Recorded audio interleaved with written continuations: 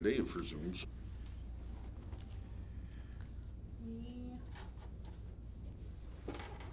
All right, 6 p.m. We'll call the special council meeting of July 26th to order.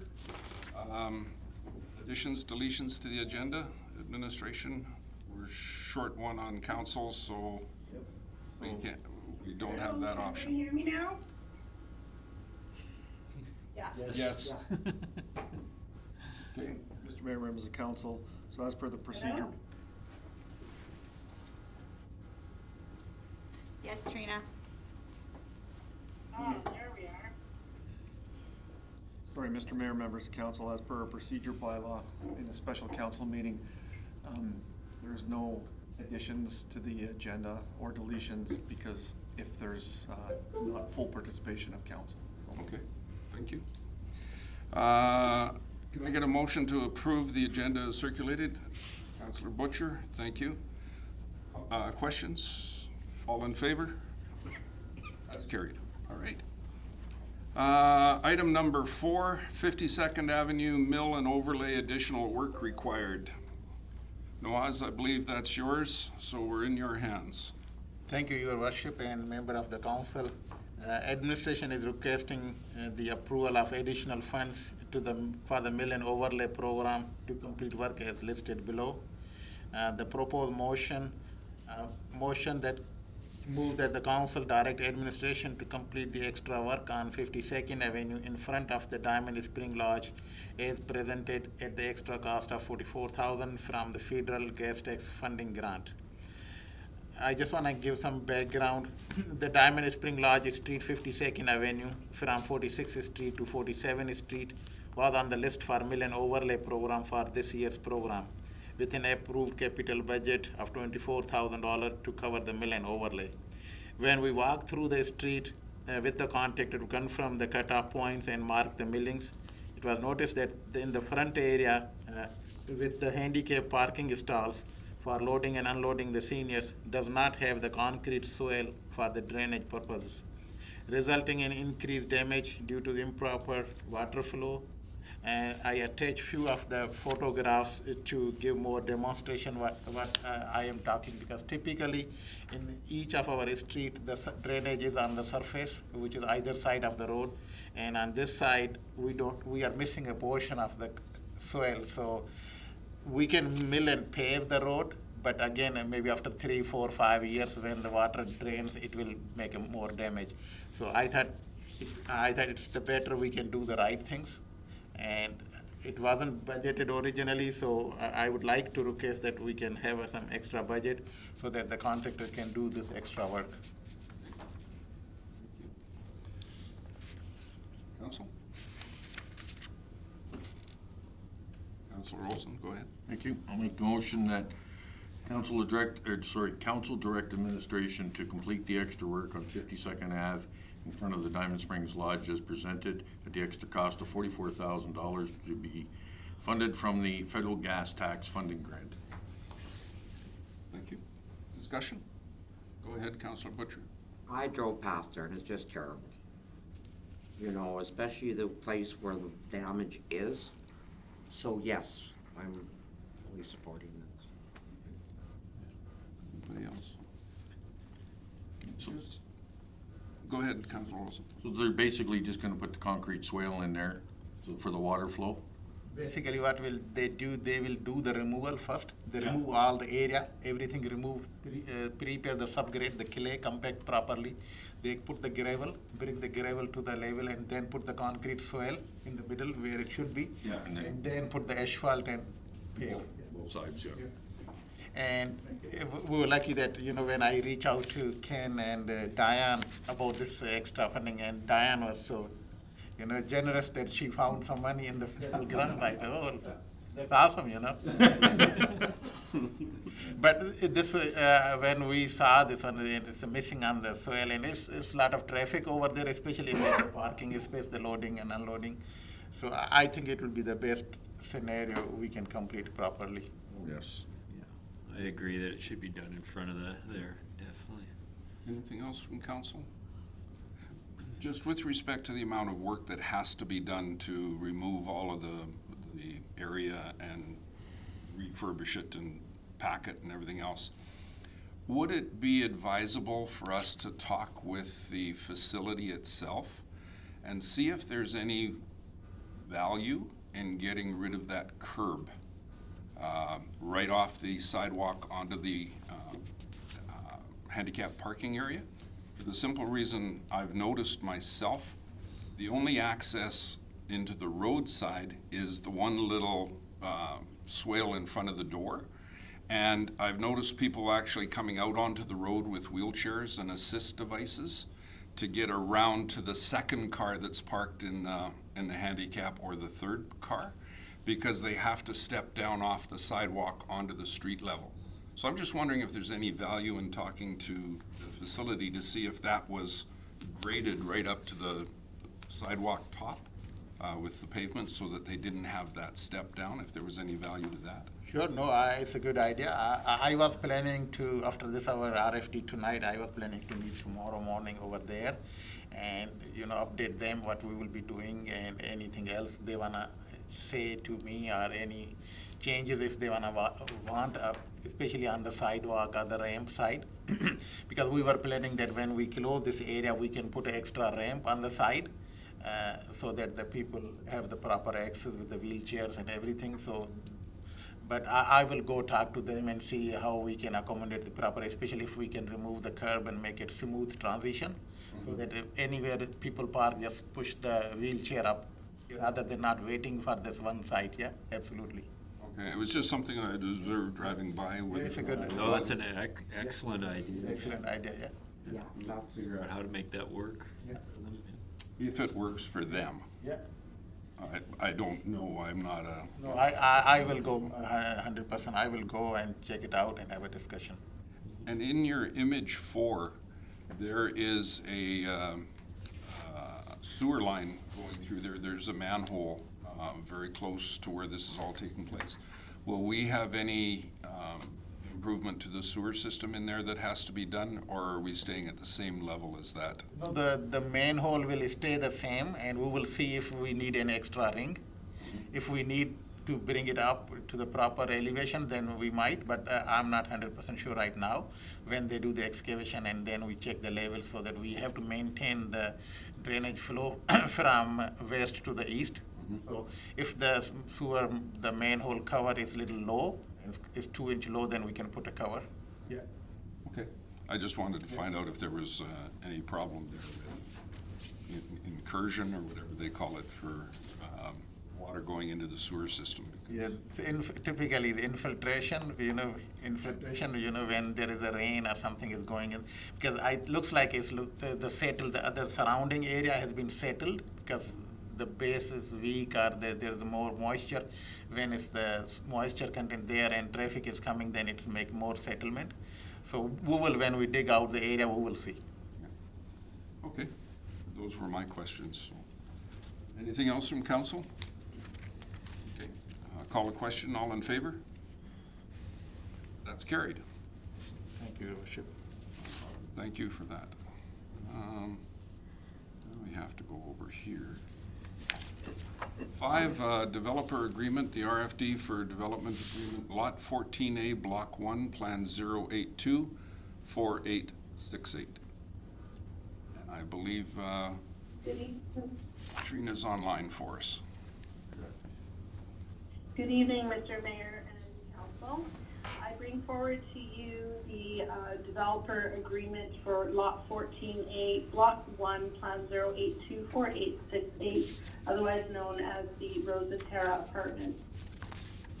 You have in front of you a development agreement that has been ratified by the developer. They are in agreement with it. So essentially all that we need from Mayor and Council is the proposed motion that is in front of you to move that administration finalize the negotiations with the developer and approve in principle the draft development agreement, and to authorize CAO Ken Van Buell to sign under seal on behalf of the town of Redwater. You will note that contemplated within that development agreement is also the right of first refusal.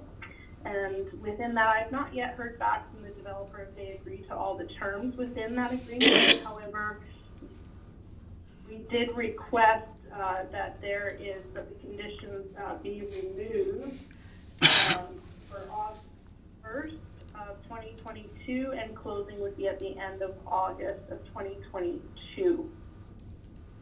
That concludes my report for this evening. Actually, an add-on just received today is finalization with regards to their gas. The site has been verified via inspection group. Their building permit has also been verified and approved, as well as we've received a verification letter from FireTech Fire Protection Incorporated, stating that all deficiencies have been repaired. That concludes my report for this evening. Thank you. Councillor Spicer? I move, proposed motion, one, move that administration finalize negotiations with the developer and approve in principle the draft development agreement dated July 5th, 2022. And two, move to authorize Ken Van Buell, CAO, to sign under seal on behalf of the town of Redwater. Thank you. Council, discussion? Go ahead, Councillor Wilson. Your worship, I'd like to thank Ken and Trina for all the hard work and the rest of the staff getting this going. Finally, we may have some residents in there. You know, it's looking good that they've started with some topsoil for some landscaping and that. We can get the rest of it done this summer, hopefully, and get some people living in there. It'd be great. Mr. Mayor and Council, if I may just add one more thing, is that as a condition of the development agreement is that occupancy cannot be obtained until everything is in place and the development agreement has been duly executed. Thank you. Thank you. Anything else from council?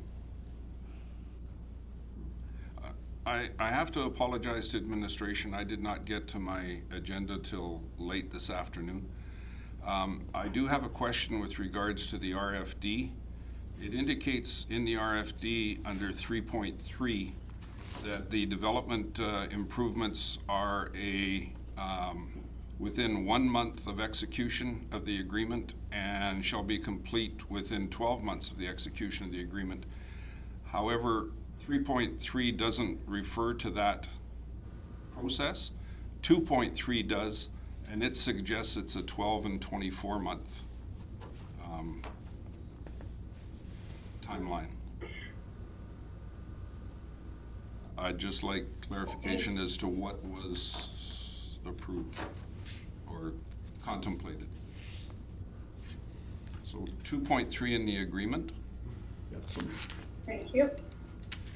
Mr. Mayor, members of council, it's our intent that we execute the agreement by the end of August, and that for 12 months from that point, from whenever we execute, that all the developer improvements would be complete, and we would work with the developer on timing those developer improvements and the municipal improvements at the same time, because there's going to be some paving, there's going to be some underground, there's going to be a whole bunch of things there, and those are the final details to iron out in the development agreement. So the answer to your question is it's 12 months. It is not 24.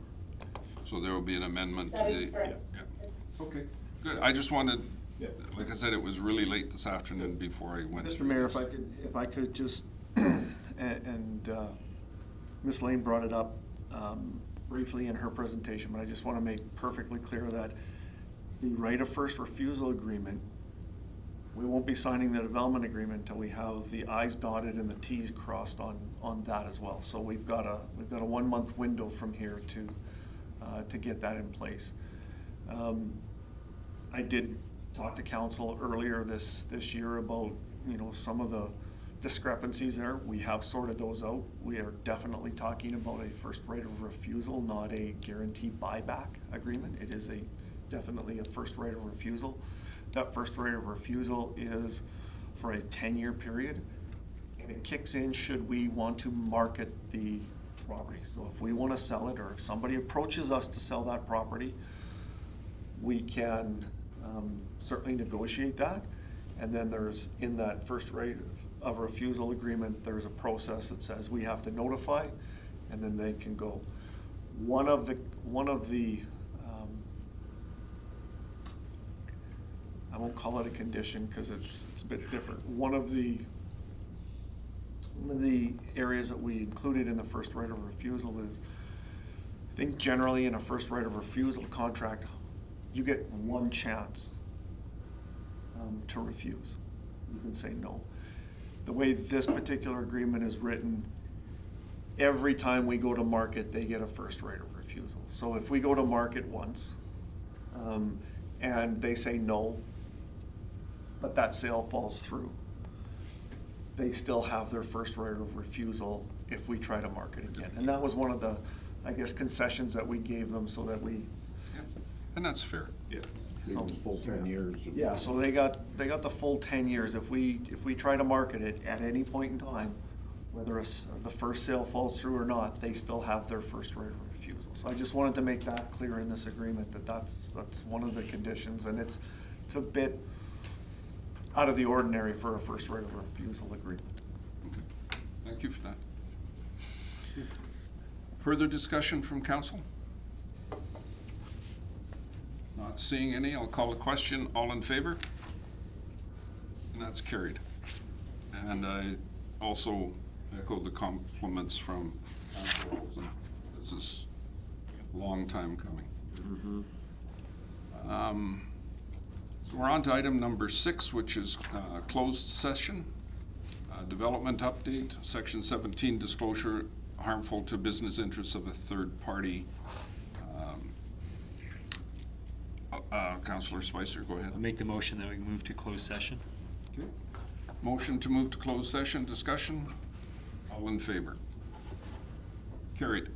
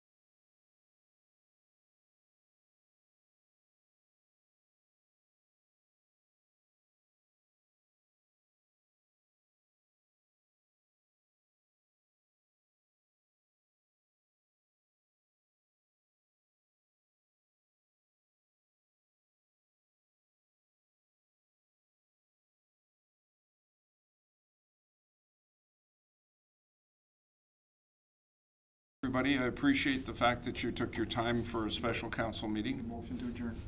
Oh, I will, don't you worry, sir. We were just, I just Let him wanted say his to finishing speech, you know? thank everybody. We had, yes, Councillor Brooks? Just on a side note, remember I brought up our noisy neighbors?